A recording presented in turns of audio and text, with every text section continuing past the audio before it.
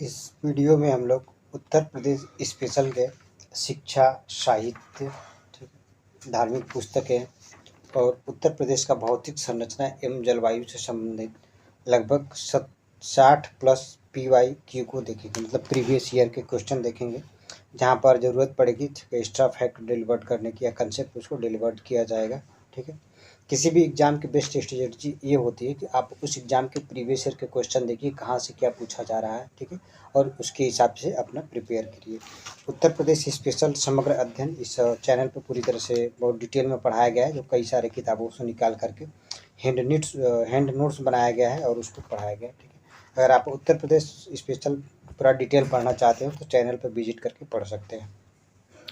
पूछना ये चाहता है, पहला क्वेश्चन है कि उत्तर प्रदेश का प्रथम मुक्त विश्वविद्यालय, ठीक है, उत्तर प्रदेश का प्रथम मुक्त विश्वविद्यालय स्थित है आगरा में, झांसी में, प्रयागराज में और गोरखपुर में। ठीक है, तो जो उत्तर प्रदेश का प्रथम विश्वविद्यालय जो है कि वो राजश्री टंडन के नाम से, ठीक है, राजश्री टंडन के नाम से प्रयागराज, ठीक है, के फाफामऊ में है। ठीक है, राजश्री टंडन इसका नाम है। ठीक है, राजश्री टंडन, ठीक है, ये कहाँ पे? प्रयागराज के फाफामऊ में। ठीक है, अगर ये आपसे पूछा जाए कि भारत का प्रथम मुक्त विश्वविद्यालय कौन सा है, तो वो आप बताएंगे आंध्र प्रदेश मुक्त विश्वविद्यालय। ठीक है, आंध्र प्रदेश मुक्त विश्वविद्यालय। राष्ट्रीय स्तर पर, ठीक है, वो दिल्ली मुक्त विश्वविद्यालय। ठीक है, मतलब अगर नेशनल स्तर पर पूछा जाए कि प्रथम मुक्त विश्वविद्यालय तो दिल्ली मुक्त विश्वविद्यालय। ठीक है, और राज्य के स्तर पर भारत का प्रथम मुख्य विश्वविद्यालय तो आंध्र प्रदेश मुक्त विश्वविद्यालय, और उत्तर प्रदेश का प्रथम मुक्त विश्वविद्यालय तो राजश्री टंडन मुक्त विश्वविद्यालय। ठीक है, इसमें जो भी कोर्स वगैरह होते हैं, ठीक है, जो भी मुक्त विश्वविद्यालय कहने का मतलब है कि आपको यहाँ पे क्लास करने के लिए फिजिकली रूप से उपलब्ध नहीं होना पड़ेगा, ऑनलाइन सारी कोर्सें होती हैं और आप करस्पॉन्डेंस के माध्यम से एडमिशन से लेकर के, ठीक है, सारा मार्कशीट वगैरह सारा काम आप करस्पॉन्डेंस के माध्यम से कर सकते हैं। ठीक है, आइए, मतलब आपको फिजिकली रूप से स्कूल पे विजिट करने की, कॉलेज पे विजिट करने की ज़रूरत नहीं पड़ेगी। राज्य के किसी भी कोने में होंगे, आप यहाँ से BA BSc आदि की डिग्री प्राप्त कर सकते हैं। बनारस हिंदू विश्वविद्यालय का शिलान्यास किसने रखा था? Annie Besant, Lord Hardinge, Madan Mohan Malaviya और विभूति नारायण सिंह। ठीक है, तो जो आपको याद होगा एनी बेसेंट ने, ठीक है, थोड़ा सा इस बनारस हिंदू विश्वविद्यालय की कहानी थोड़ी सुन लीजिए। जो एनी, ठीक है, इस बनारस हिंदू विश्वविद्यालय का, ठीक है, इसका निर्माण का कार्य जो है कि ये मदन मोहन मालवीय ने किया था। ठीक है, लेकिन जो उद्घाटन मतलब ये थे, ठीक है, इस विश्वविद्यालय का जो पहले थे, ठीक है, ये बनारस सेंट्रल हिंदू कॉलेज, ठीक है, ये सेंट्रल हिंदू कॉलेज के नाम से एनी बेसेंट ने 1898 ईस्वी में स्थापित की थी। ठीक है, जब एनी बेसेंट भारत में आई थी 1893 में, तो 1898 में सेंट्रल हिंदू कॉलेज नाम से एक यहाँ पे स्कूल स्थापित की थी। ठीक है, बनारस में। उसी स्कूल को मदन मोहन मालवीय ने जो है कि बनारस हिंदू विश्वविद्यालय में प्रेरित कर दिया था। ये जो एनी बेसेंट ने सेंट्रल हिंदू कॉलेज की स्थापना की थी 1898 ईस्वी में। ठीक है, ये बनारस के एक काशी नरेश थे। ठीक है, काशी नरेश की अध्यक्षता में 1904 ईस्वी में एक बैठक का आयोजन किया जाता है। ठीक है, काशी नरेश थे उस समय। ठीक, इनकी अध्यक्षता में 1904 ईस्वी में एक बैठक आयोजित किया जाता है और उसी में जो है कि बेच्चू की स्थापना का निर्णय लिया जाता है। ठीक है, बेच्चू की स्थापना का मेन जो श्रेय है मदन मोहन मालवीय को जाता है। ठीक है, आइए अगले क्वेश्चन पे चलते हैं। पूछ रहा है कि पंडित दीनदयाल, ठीक है, पंडित दीनदयाल उपाध्याय पशु चिकित्सालय विश्वविद्यालय फैजाबाद, झांसी, मथुरा और बरेली। ठीक है, तो ये जो पंडित दीनदयाल पशु चिकित्सालय, ठीक है, एवं गोरक्षण संस्थान, इसका पूरा जो नाम है पंडित दीनदयाल उपाध्याय पशु चिकित्सालय एवं गो रक्षण अनुसंधान। ठीक है, ये मथुरा में अवस्थित है। प्रदेश का केंद्रीय कृषि विश्वविद्यालय की स्थापना की गई है। ठीक है, प्रदेश के केंद्रीय कृषि विश्वविद्यालय की स्थापना किया गया वाराणसी में, ठीक है, झांसी में, बांदा में, ठीक है, या बरेली में। ठीक है, तो जो केंद्रीय कृषि विश्वविद्यालय की स्थापना ये आपका झांसी में किया गया है। ठीक है, आइए आगे बढ़ते हैं। शिक्षा मित्र योजना, ठीक है, संबंधित है। ठीक है, ये पूछना चाहते हैं शिक्षा मित्र योजना संबंधित है प्राथमिक शिक्षा से, माध्यमिक शिक्षा से, उच्च शिक्षा से, ठीक है, या प्राविधिक शिक्षा से। तो शिक्षा मित्र योजना जो है का संबंध प्राथमिक शिक्षा से संबंधित है। ठीक है, शिक्षा मित्र योजना प्राथमिक शिक्षा से संबंधित है। प्रथम विकलांग विश्वविद्यालय की स्थापना किया गया था लखनऊ में, चित्रकूट में, कानपुर में या वादा में। ठीक है, जो प्रथम विकलांग विश्वविद्यालय की स्थापना पूछेगा तो आपको ये चित्रकूट में हो जाएगा। ठीक है, यदि हैंडीक्राफ्ट, ठीक है, टेक्निकल यूनिवर्सिटी मतलब विकलांग टेक्निकल यूनिवर्सिटी यदि पूछेगा, ठीक है, हैंडीक्राफ्ट यूनिवर्सिटी टेक्निकल यदि पूछ रहा है तो आपको कानपुर लगाना है। ठीक है, तकनीकी, ठीक है, तकनीकी हैंडीक्राफ्ट विश्वविद्यालय में तो तकनीकी विकलांग विश्वविद्यालय पूछेगा तो आप कानपुर में लगाएंगे। अगर केवल पूछ रहा है कि प्रथम विकलांग विश्वविद्यालय वो तो चित्रकूट में। ठीक है, तकनीकी विकलांग वाला कानपुर में होगा और विकलांग विश्वविद्यालय चित्रकूट में हो जाएगा। अति लोकप्रिय धार्मिक पत्रिका कल्याण का प्रकाशन कहाँ से किया जाता है? मथुरा से, ऋषिकेश से, गोरखपुर से और या वाराणसी से। ठीक है, तो जो कल्याण पत्रिका है उसका प्रकाशन गोरखपुर से किया जाता है। ऑपरेशन कायाकल्प का संबंध किससे है? सफाई से। ठीक है, अवस्थापना सुविधा से, स्वास्थ्य से या साक्षात्कार से। ठीक है, तो ये जो आपका अवस्थापना, ठीक है, सुविधा से, ठीक है, मतलब इंफ्रास्ट्रक्चर डेवलप करना है। ठीक है, ठीक है, इंफ्रास्ट्रक्चर इशू डेवलप करने से है। ठीक है, ऑपरेशन कायाकल्प मतलब किसी भी क्षेत्र में स्कूल हो, ठीक है, या अस्पताल हो, वहाँ पे इंफ्रास्ट्रक्चर को डेवलप करने से संबंधित ये जो है। ठीक है, ऊपर वाले क्वेश्चन में थोड़ा सा एक यहाँ पे पॉइंट देख ली। मथुरा में पंडित दीनदयाल, ठीक है, पशु चिकित्सालय देखा था। यहीं पे एक और है बकरी अनुसंधान। ठीक है, अगर आपसे कोई पूछ रहा है बकरी अनुसंधान कहाँ पर है तो वो मथुरा में। ठीक है, वाराणसी में अंतर्राष्ट्रीय चावल अनुसंधान संस्थान है और शाक भाजी अनुसंधान संस्थान वो भी वाराणसी में। और जो ऋषिकेश है ये आपका फार्मास्यूटिकल, ठीक है, मतलब मेडिकल या दवा के लिए फेमस है। आगे बढ़िए। उत्तर प्रदेश में उर्दू प्रशिक्षण एवं अनुसंधान केंद्र अवस्थित है। बाराबंकी में, बरेली में, लखनऊ में, रामपुर में। ठीक है, तो ये आपका हो जाएगा लखनऊ में। ठीक है, उत्तर प्रदेश का जो उर्दू प्रशिक्षण अनुसंधान केंद्र है आपका लखनऊ में। ठीक है, उर्दू को राज्य का द्वितीय भाषा कब दिया गया था? ठीक है, द्वितीय भाषा का दर्जा कब दिया गया था? तो 1989 में। ठीक है, राज्य का द्वितीय भाषा उर्दू को दर्जा दिया गया था। निम्न में केंद्रीय मेडिकल कॉलेज कहाँ पर अवस्थित है? ठीक है, कह रहे कि केंद्रीय मेडिकल कॉलेज कहाँ पर है? तो ये आपका नोएडा, लखनऊ, ठीक है, आगरा और वाराणसी। ठीक है, तो आप जानते हैं वाराणसी में जो बिच्छू है वही केंद्रीय मेडिकल कॉलेज है। ठीक है, प्रथम उत्तर प्रदेश में विश्व भारती पुरस्कार प्रदान किया जाता है किसके द्वारा? ठीक है, इसके बारे में पूरा डिटेल चर्चा किए हैं। जो आप उत्तर प्रदेश स्पेशल वाला देखेंगे ना तो उसमें पूरा बढ़िया से इसकी चर्चा किया गया है। विश्व भारती और भारत भारती संस्थान, ठीक है, या उत्तर प्रदेश हिंदी संस्थान के द्वारा कौन सा पुरस्कार दिया जाता है, किस लिए, क्यों और कितना राशि उसमें है, सारा चर्चा किया गया है। तो अगर के विश्व भारती पुरस्कार प्रदान किया जाता है हिंदी संस्थान के द्वारा, हिंदुस्तानी एकेडमी के द्वारा, संस्कृत संस्थान मतलब उत्तर प्रदेश संस्कृत संस्थान इसका पूरा नाम है, और उर्दू एकेडमी के द्वारा। अभी देखें तो उर्दू एकेडमी की स्थापना लखनऊ में किया गया है। ठीक है, अनुसंधान संस्थान या उर्दू एकेडमी, हिंदी संस्थान हो गया, संस्कृत संस्थान हो गया। ठीक है, ये सब के सब लखनऊ में है। ठीक है, हिंदुस्तानी एकेडमी प्रयागराज में है। ठीक है, तो ये विश्व भारती पुरस्कार संस्थान जो है कि ठीक है, विश्व भारतीय संस्कृत संस्थान उत्तर प्रदेश में स्थापित किया गया, लखनऊ में है, उसके द्वारा दिया जाता है। आइए अगले क्वेश्चन पर देखते हैं। कह रहा है कि निजी क्षेत्र के उस विश्वविद्यालय को चिन्हित कीजिए जो कि उसके सापेक्ष दिखाए गए स्थान से सुमेलित नहीं है। ठीक है, महर्षि सूचना प्रौद्योगिकी विश्वविद्यालय लखनऊ, ठीक है, ये सही है, लखनऊ महर्षि सूचना प्रौद्योगिकी विश्वविद्यालय लखनऊ में। अमेठी विश्वविद्यालय, ठीक है, ये अमेठी विश्वविद्यालय गाजियाबाद में नहीं बल्कि आपका लखनऊ में है। ठीक है, अमेठी जो है लखनऊ में है। जगत गुरु राम भद्राचार्य विकलांग विश्वविद्यालय चित्रकूट में है, अभी हम लोग ऊपर देखे थे। इंटीग्रल विश्वविद्यालय ये भी लखनऊ में ही है। और उत्तर प्रदेश का सबसे पुराना विश्वविद्यालय कौन सा है?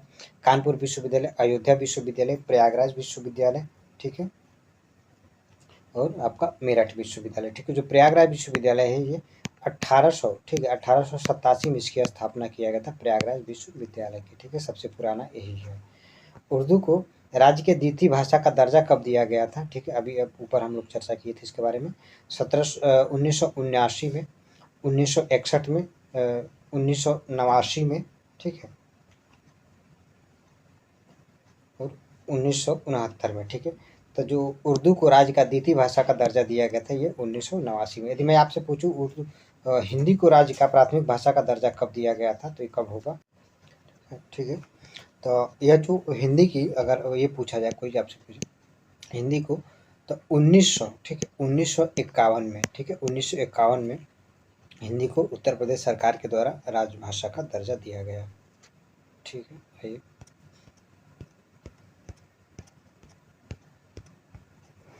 करके भारतीय भाषाओं के रक्षा विकास हेतु हिंदुस्तानी एकेडमी की स्थापना की गई है।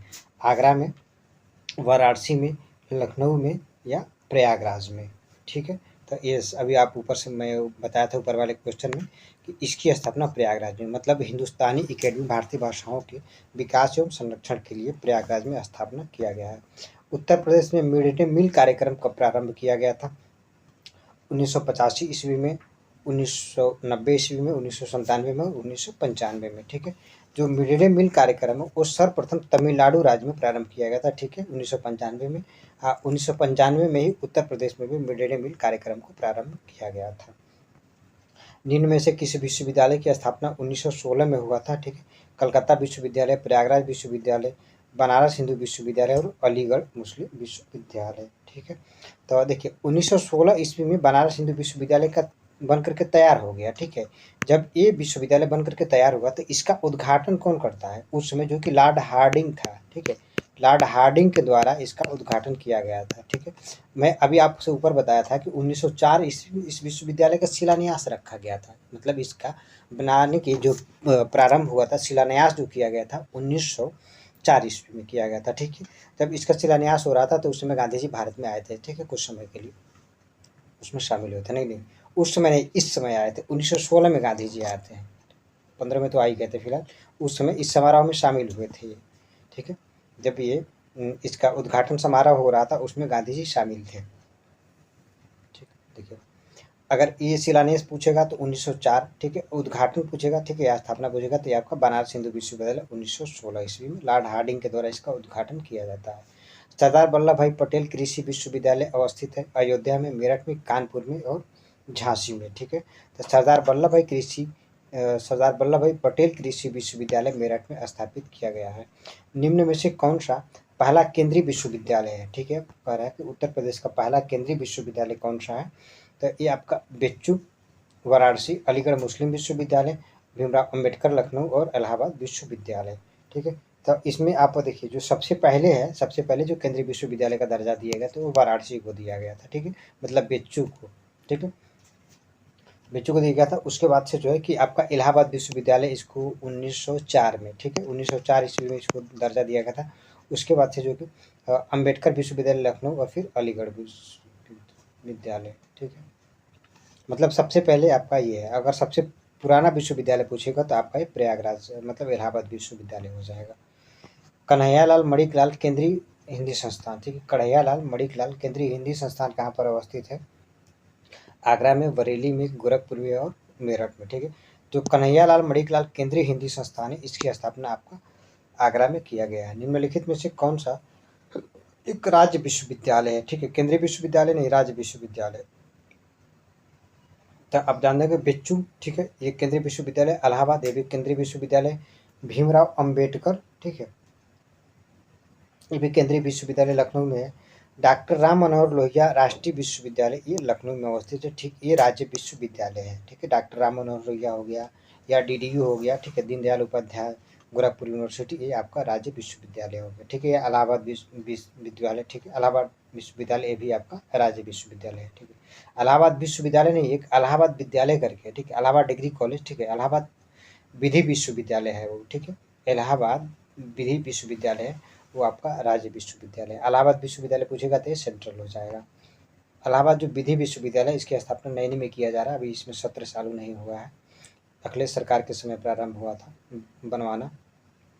निम्नलिखित कथनों पर आपको विचार करना है और सही उत्तर चुनना है। उत्तर प्रदेश में शिक्षा मित्र योजना ग्रामीण युवा शक्ति को अपने ही ग्राम में, ठीक, शिक्षा सेवा उपलब्ध कराने के लिए एक योजना है। ठीक है, अवसर उपलब्ध कराती है। ठीक है, मानक के अनुसार छात्र अध्यापक, ठीक है, अध्यापक छात्र अनुपात को बनाए रखने का उद्देश्य। ठीक है, कहने का मतलब शिक्षा मित्र योजना है, जो युवा शक्ति है, ठीक है, उसको अपने ही गांव में रोजगार मिले, मतलब शिक्षण के क्षेत्र में यदि वो पढ़ाना चाहते हैं तो उनको वहाँ पे अवसर मिल जाए और अध्यापक छात्र के अनुपात को बनाए रखना है। ठीक है, तो ये सही है और उसकी व्याख्या भी कर रहा है। ठीक है, मतलब यही वाला हो जाएगा। ए और वो दोनों सही है और इसकी व्याख्या कर रहा है।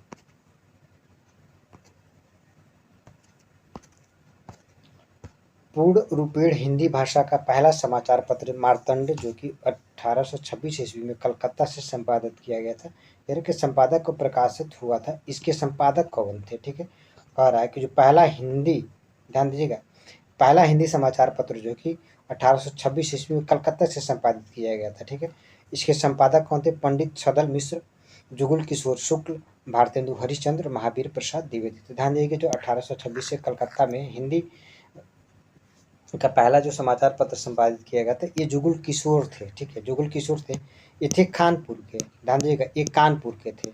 ठीक है, ये उत्तर प्रदेश के कानपुर के थे, लेकिन जो हिंदी का एक प्रथम समाचार पत्र है, ठीक है, उदंड मार्तंड इसका नाम है, हिंदी का प्रथम समाचार पत्र, ये कानपुर से प्रकाशित करते हैं जुगुल किशोर शुक्ल।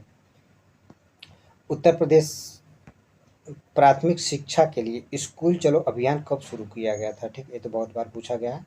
उत्तर प्रदेश में प्राथमिक शिक्षा के लिए स्कूल चलो अभियान की शुरुआत किया गया था 1999 में, 2000 में, 2001 में या 2002 में। ठीक है, तो इसका शुभारंभ जो कि 2001 में किया गया था। ठीक है, प्राथमिक शिक्षा के लिए स्कूल चलो अभियान की शुरुआत 2001 में किया गया था।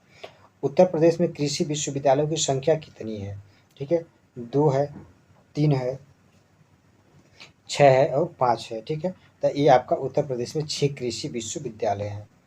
उत्तर प्रदेश संस्कृत संस्थान की स्थापना किया गया था। ठीक, उत्तर प्रदेश संस्कृत संस्थान ये कहाँ पे? लखनऊ में। इसकी स्थापना पूछ रहा है कब किया गया था? 1950 में, 1955 में, 1965 में या 1976 ईस्वी में। ठीक है, तो उत्तर प्रदेश संस्कृत संस्थान की स्थापना 1976 ईस्वी में लखनऊ में किया गया था।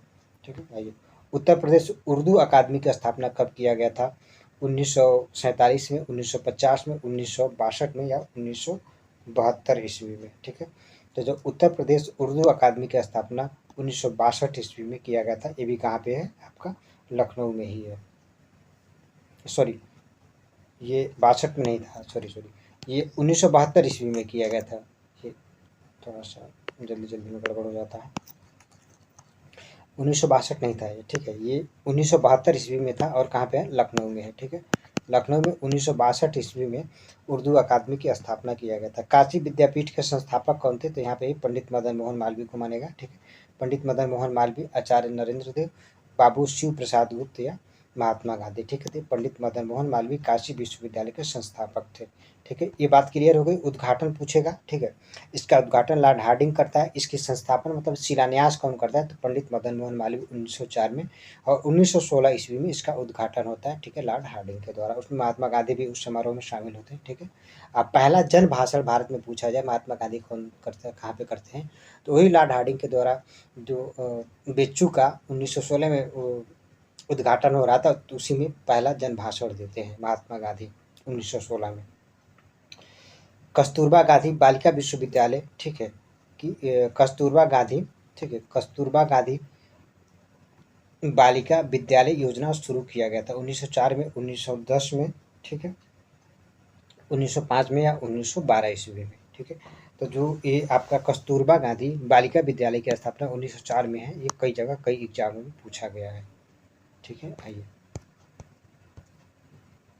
उत्तर प्रदेश 1857 की क्रांति, ठीक है, 1857 में प्रकाशित होने वाला दैनिक समाचार पत्र हिंदुस्तान के संपादक कौन थे? ठीक है, कह रहा है कि उत्तर प्रदेश में जो 1887 ईस्वी में एक दैनिक समाचार पत्र हिंदुस्तान प्रकाशित किया गया था, उसके संपादक कौन थे? ठीक है, महावीर प्रसाद द्विवेदी,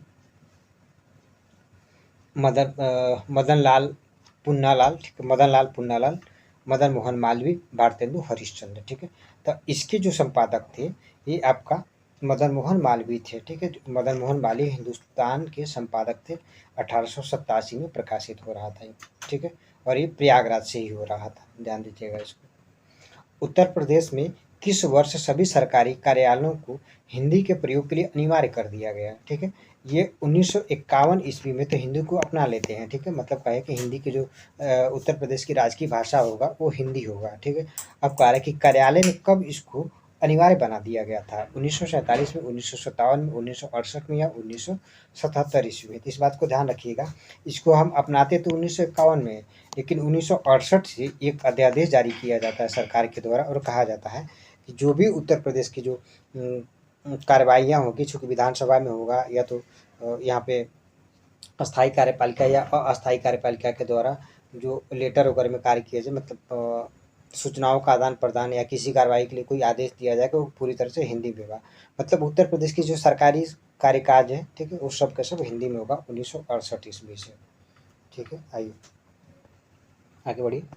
करके सरदार वल्लभ भाई पटेल कृषि विश्वविद्यालय तकनीकी, ठीक है, सरदार वल्लभ भाई पटेल कृषि एवं तकनीकी विश्वविद्यालय कहाँ पे है? लखनऊ में, पंतनगर में, मेरठ में, ठीक है, सहारनपुर में। तो सरदार पटेल कृषि और तकनीकी विश्वविद्यालय ये आपका मेरठ में अवस्थित है। उत्तर प्रदेश का पहला समाचार पत्र निम्न में से कौन था जिसे 1845 ईस्वी में गोविंद रघुनाथ दत्ते के संपादन में निकाला गया था? जागरण, हंस, ठीक है, बनारस अखबार या सरस्वती, ठीक है। तो 1845 में उत्तर प्रदेश में गोविंद नाथ दत्ते, ठीक है, गोविंद नाथ दत्ते के द्वारा जो प्रथम समाचार पत्र था वो जागरण, हंस, बनारस अखबार या सरस्वती, ठीक है, ये बनारस अखबार था, ठीक है। बनारस अखबार उत्तर प्रदेश से प्रकाशित होने वाला पहला समाचार पत्र है जिसका प्रकाशन 1845 ईस्वी में रघुनाथ, ठीक है, गोविंद रघुनाथ दत्ते के द्वारा किया जाता है। कानपुर स्थित कृषि विश्वविद्यालय का नाम निम्नलिखित में से किस स्वतंत्रता सेनानी के नाम पर पड़ा है? चंद्रशेखर आजाद, महात्मा गांधी, ठीक है, या लाल बहादुर शास्त्री या मंगल पांडे, ठीक है। जो कानपुर कृषि विश्वविद्यालय है उसका नाम जो कि चंद्रशेखर आजाद कृषि विश्वविद्यालय इस समय रखा गया है, ठीक है। ये अभी कह रहा है कि उत्तर प्रदेश के दूसरे राष्ट्रीय विधि विश्वविद्यालय की स्थापना कहाँ पर किया जा रहा है? ठीक है, राष्ट्रीय विधि विश्वविद्यालय की स्थापना कहाँ पर की जा रही है? कानपुर में, लखनऊ में, गोरखपुर में या प्रयागराज में, ठीक है। तो अभी हम आपको ऊपर बताए थे कि जो उत्तर प्रदेश का दूसरा विधि विश्वविद्यालय, ठीक है, मतलब मैं बताया था कि आपसे उत्तर प्रदेश का विधि विश्वविद्यालय, ठीक है, वो राज्य विश्वविद्यालय, ठीक है, इसकी स्थापना प्रयागराज में किया जा रहा है। आइए आगे बढ़ते हैं। ठीक है, ये उत्तर प्रदेश की भौतिक संरचना एवं जलवायु वाला चैप्टर है, ठीक है। यहाँ से कुछ PYQ इम्पोर्टेंट है उसको देखते हैं। निम्नलिखित में से, ठीक है, प्रदेश का कौन सा जनपद उत्तराखंड, हरियाणा, हिमाचल प्रदेश के साथ सीमा साझा करता है? ठीक है, मेरठ, सोनभद्र, सहारनपुर और मुजफ्फरनगर, ठीक है। तो ये आप जानते होंगे कि जो सहारनपुर है हरियाणा से, ठीक है, उत्तराखंड से और हिमाचल प्रदेश से सीमा साझा करता है। जो सोनभद्र है वो बिहार, ठीक है, झारखंड, छत्तीसगढ़ और मध्य प्रदेश, ठीक है, इन चारों राज्यों से ये सीमा साझा करता है सोनभद्र। और जो सहारनपुर है हरियाणा है, दिल्ली है, और हरियाणा, हिमाचल प्रदेश, उत्तराखंड, इन 3 राज्यों से सीमा साझा करता है। आइए केरल का, ठीक है, ये कहना ही चाहता है कि क्षेत्रफल के घटते क्रम में सही विकल्प का आपका चुनना है। घटते क्रम में, ठीक है, मतलब सबसे ज़्यादा, उससे कम, फिर उससे कम, फिर उससे कम, ठीक है। राजस्थान, महाराष्ट्र, मध्य प्रदेश और उत्तर प्रदेश, ठीक है, ये गलत है, सही नहीं है। राजस्थान, मध्य प्रदेश, महाराष्ट्र और उत्तर प्रदेश, ठीक है। मध्य प्रदेश, महाराष्ट्र, राजस्थान, उत्तर प्रदेश, राजस्थान, गुजरात, मध्य प्रदेश और उत्तर प्रदेश, ठीक है। तो इसमें आपको याद रखना है कि सबसे ज़्यादा क्षेत्रफल जो कि राजस्थान का लगभग पूरे इंडिया के क्षेत्रफल का 10 शायद 9% के आसपास, मतलब 10% के आसपास केवल राजस्थान के लिए रखता है। उसके बाद से मध्य प्रदेश है, फिर महाराष्ट्र है, फिर उत्तर प्रदेश है। उत्तर प्रदेश के पास पूरे देश के क्षेत्रफल का 7.33% है, ठीक है। जो सबसे बड़ा राज्य है वो राजस्थान है, वो पूरे भारत के क्षेत्रफल का 10% अकेले रखता है, और उत्तर प्रदेश पूरे भारत के क्षेत्रफल का 7.33% रखता है।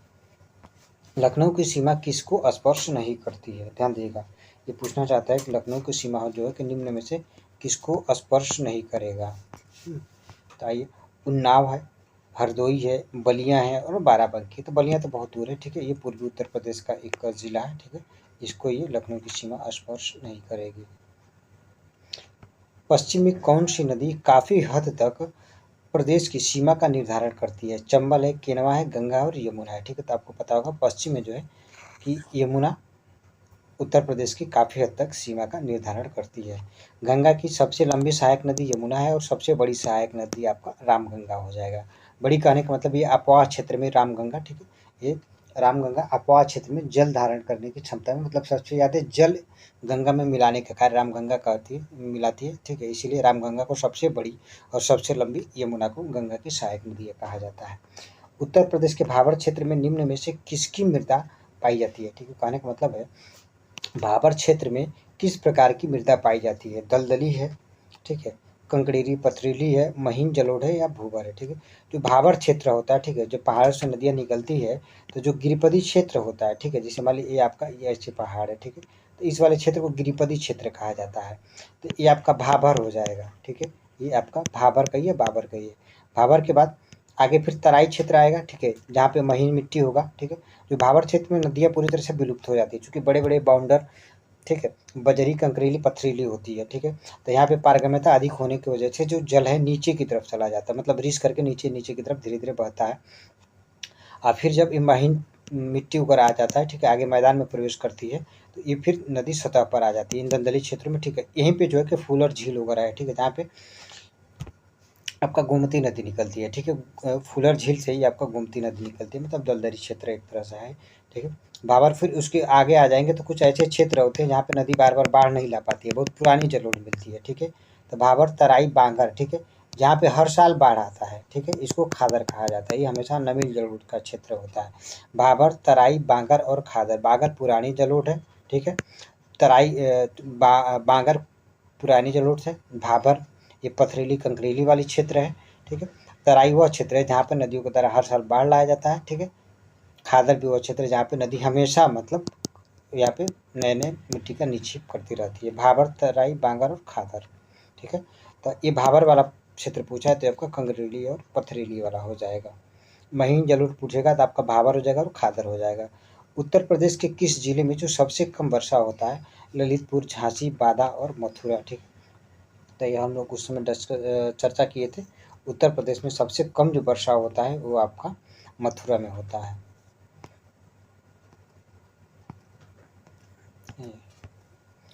निम्न में से, ठीक है, निम्न जिलों में से उत्तर प्रदेश से दक्षिण सही अनुक्रम, ठीक है, मतलब कह रहा है कि उत्तर से दक्षिण की तरफ सही अनुक्रम, जब आप पूरा मैप देखेंगे ना तभी इसको को एकदम स्पष्ट आप आकलन कर पाएंगे, ठीक है। संत कबीर नगर, अम्बेडकर नगर, सिद्धार्थ नगर, रविदास नगर, ठीक है। सिद्धार्थ नगर, संत कबीर नगर, अम्बेडकर नगर और रविदास नगर। अम्बेडकर नगर, सिद्धार्थ नगर, संत रविदास नगर, कबीर नगर, ठीक है, संत कबीर नगर, संत कबीर नगर, सिद्धार्थ नगर, संत कबीर नगर, ठीक, रविदास नगर, सिद्धार्थ नगर, संत कबीर नगर, अम्बेडकर नगर, ठीक है। तो आपका ये इसमें आंसर ये हो जाएगा सिद्धार्थ नगर सबसे उत्तर में, ठीक है, सिद्धार्थ नगर के बाद थोड़ा सा आएंगे तो उसके दक्षिण में संत कबीर नगर, फिर आएंगे तो अम्बेडकर नगर और इसके दक्षिण में सबसे संत रविदास नगर, ठीक है। संत रविदास नगर इसको भदोही कहा जाता है, ठीक है, भदोही को ही संत रविदास नगर कहा जाता है जो प्रयागराज के पास है। निम्न नगरों में से भौगोलिक क्षेत्रफल की दृष्टि से घटता हुआ क्रम आपको बताना है, ठीक है। इसमें कह रहा है कि किस भौगोलिक क्षेत्र से घटता हुआ क्रम, सबसे बड़ा फिर उससे छोटा फिर उससे छोटा, ठीक है। तो ये भी आप पूरा उत्तर प्रदेश का डिटेल पढ़ेंगे तो उसमें समझ में आ जाएगा, ठीक है। यहाँ पर देख लीजिए आपका वाराणसी घटता हुआ क्रम आपसे पूछ रहा है, सबसे ज़्यादा उससे कम उससे कम। वाराणसी, बागपत, भदोही, गौतम बुद्ध नगर, भदोही, वाराणसी, बागपत, गौतम बुद्ध नगर, गौतम बुद्ध नगर, वाराणसी, भदोही और बागपत, ठीक है। वाराणसी, गौतम बुद्ध नगर, बागपत और भदोही, ठीक है। तो उत्तर प्रदेश में सबसे छोटा जिला है वो हापुड़ है, ठीक है, हापुड़। हापुड़ के बाद आपका भदोही, बागपत, ठीक है, हापुड़, भदोही, बागपत, गौतम बुद्ध नगर और वाराणसी, ये वाला आपका क्रम हो जाएगा, ठीक है। मतलब इन ऑप्शन में सर्वाधिक क्षेत्रफल वाराणसी का होगा, वाराणसी के बाद उससे कम आपका गौतम बुद्ध नगर का, गौतम बुद्ध नगर से कम बागपत का, उससे कम भदोही का और सबसे कम हापुड़ का। हापुड़ उत्तर प्रदेश का सबसे छोटा जिला है। कौन सा सर्वाधिक वर्षा वाला क्षेत्र है? बादा, वाराणसी, मुरादाबाद, गोरखपुर, ठीक है। तो उत्तर प्रदेश में सर्वाधिक वर्षा वाला क्षेत्र आपका गोरखपुर है। निम्न में से कौन सा क्षेत्रफल के बढ़ते हुए क्रम की दृष्टि से सही है, ठीक है। क्षेत्रफल का बढ़ता हुआ क्रम आपसे पूछ रहा है कि सबसे कम, उससे ज़्यादा फिर उससे ज़्यादा। देखिए बाराबंकी, गौतम बुद्ध नगर, सिद्धार्थ नगर, सोनभद्र, मिर्जापुर, सोनभद्र, बाराबंकी, गौतम बुद्ध नगर, गौतम बुद्ध नगर, बाराबंकी, सिद्धार्थ नगर हो, मिर्जापुर, ठीक है, गौतम बुद्ध नगर, बाराबंकी, मिर्जापुर, सोनभद्र, सोनभद्र, मिर्जापुर, गौतम बुद्ध नगर और बाराबंकी। तो इन ऑप्शन में आप देखेंगे, ठीक है, तो गौतम बुद्ध नगर, उससे बड़ा आपका बाराबंकी हो जाएगा, उससे बड़ा मिर्ज़ापुर और उससे बड़ा सोनभद्र, ठीक है। अगर मैं आपसे पूछूँ कि उत्तर प्रदेश का सर्वाधिक बड़ा मतलब सबसे क्षेत्रफल की दृष्टि से सबसे बड़ा जिला कौन है, तो ये आपका लखीमपुर खीरी लगाना है, ठीक है। लखीमपुर खीरी, ठीक है। लखीमपुर खीरी उत्तर प्रदेश का सबसे बड़ा जिला है, सबसे छोटा आपका हापुड़ है। सोनभद्र जिले को, ठीक है, सोनभद्र जिले को स्पर्श करने वाले, ठीक है, कितने राज्य हैं, तो अभी हम आप ऊपर से गिनाए थे, ठीक है। 2 राज्य, 3 राज्य, 4 राज्य और 5 राज्य, तो जी 4 राज्य हैं। कौन-कौन? एमपी, छत्तीसगढ़, झारखंड और बिहार। उत्तर प्रदेश का कौन सा क्षेत्रफल का आद्यतन, ठीक है, कल्प की प्राचीनतम शैलों से निर्मित है, ठीक है। सबसे कह रहा है कि कौन सा आदि कल्प की प्राचीनतम शैल है, ठीक है। बुंदेलखंड, रुहेलखंड, शिवालिक और विंध्याचल की पहाड़ियाँ, ठीक है। तो इसमें से आपका जो गोंडवाना लाइन का भाग है, ठीक है, तो आपका बुंदेलखंड हो जाएगा, ठीक है। बुंदेलखंड जो है कि उत्तर प्रदेश में गोंडवाना लैंड का भाग है, ठीक है। निम्न में से किसे, ठीक है, निम्न में से किसे उत्तर प्रदेश की सीमा नहीं लगती है? राजस्थान से, हरियाणा से, पंजाब से, ठीक है। तो आप जानते होंगे पंजाब से उत्तर प्रदेश की सीमा नहीं लगती है, बीच में आपका हिमाचल प्रदेश और राजस्थान आ जाता है, ठीक है। आइए, उत्तर प्रदेश का जो सर्वाधिक वर्षा वाला क्षेत्र है वह कौन सा है, ठीक है।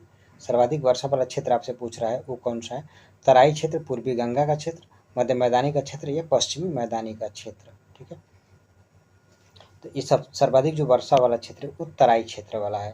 इनमें में से सर्वाधिक वर्षा वाला क्षेत्र कौन सा है, ठीक है, तो ये आप अभी देखे थे सोनभद्र, सीतापुर, ठीक है। ये तराई वाले क्षेत्र में आपको अनुमान लगाना है कौन सा जिला तराई क्षेत्र में है।